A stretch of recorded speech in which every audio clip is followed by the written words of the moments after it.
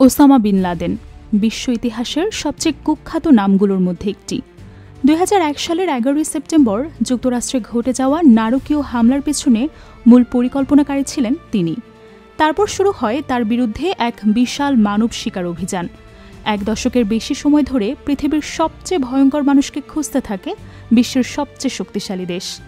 আজকের ভিডিওতে জানব কিভাবে অপারেশন নেপচুন স্পিয়ার নামের এক গোপন অভিযান ওসামার জীবনের শেষ অধ্যায় লিখে দেয়।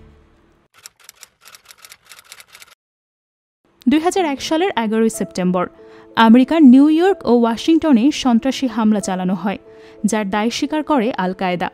নেতৃত্বে ছিল ওসামা বিন লাদেন। এই হামলায় মারা যায় প্রায় ৩,০০০ মানুষ।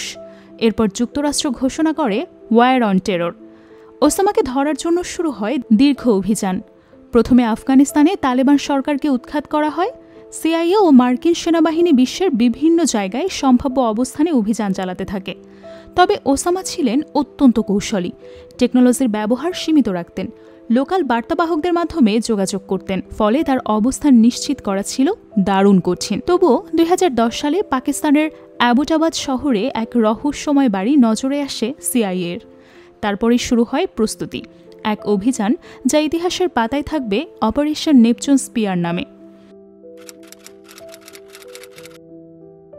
সিআইএ ওবামা প্রশাসনকে জানায় অ্যাবোটাবাদের বাড়িটি সন্দেহজনক, কোনো জানালা নেই, উচ্চ নিরাপত্তা বেষ্টিত এবং ভেতরে একজন পাহাড়ের লোক থাকেন যিনি খুব কমই বাহিরে যান।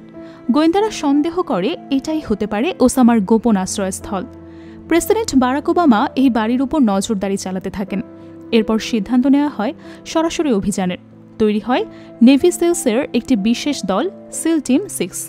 তাদেরকে ট্রেনিং দেওয়া হয় কৃত্রিমভাবে বানানো সেই বাড়ির মডেলের মধ্যে। অভিযানটি সম্পূর্ণ গোপন রাখা হয়, পাকিস্তানকেও জানানো হয়নি, কারণ বিশ্বাসযোগ্যতার অভাব ছিল। পরিকল্পনা ছিল ঝুঁকিপূর্ণ। হেলিকপ্টারে করে গভীর রাতে ঝুঁকে পড়া, সুনির্দিষ্ট টার্গেট ধ্বংস, তারপর দ্রুত প্রত্যাবর্তন। মিশনের নাম দেওয়া হয় অপারেশন নেপচুন স্পিয়ার, যার প্রতীক হিসেবে ধরা হয় সমুদ্র দেবতা নেপচুনের ত্রিশূল। অবশেষে ১ মে ২০১১ প্রথম প্রহরে শুরু হয় অভিযান। নেভি সিলস পৌঁছে যায় অ্যাবোটাবাদের সেই বাড়িতে, যা পরিণত হতে যাচ্ছে ইতিহাসের অন্যতম আলোচিত যুদ্ধক্ষেত্রে। ২০১১ সালের ১ মে রাত প্রায় ১টা ২টি ব্ল্যাক হক হেলিকপ্টারে করে নেভি সিলস ঢুকে পড়ে অ্যাবোটাবাদের সেই বাড়িতে। প্রবেশ মুহূর্তেই একটি হেলিকপ্টার বিধ্বস্ত হয়, তবে সৌভাগ্যবশত কেউ আহত হননি। অভিযান দ্রুত শুরু হয়। প্রতিটি ঘরে গিয়ে তারা নিশ্চিত করে কারা আছে। প্রথমে মারা পড়ে একজন দেহরক্ষী ও তার স্ত্রী। উপরে তলায় উঠে আসে সিল টিম, যেখানে ছিল ওসামা বিন লাদেন। তার হাতে কোনো অস্ত্র ছিল না, তবে সেনারা জানতেন সে আত্মঘাতী হামলাকারীকে প্রশিক্ষণ দিত। সিল টিম তাকে মাথা ও বুকে গুলি করে হত্যা করে। পুরো অভিযানটি মাত্র ৪০ মিনিট স্থায়ী হয়। অভিযানে নিহত হয় আরও কয়েকজন, তবে কোনো মার্কিন সেনা হতাহত হয়নি। লাদেনের মৃতদেহ সংগ্রহ করা হয়, ছবি তোলা হয় এবং ডিএনএ টেস্টের মাধ্যমে পরিচয় নিশ্চিত করা হয়।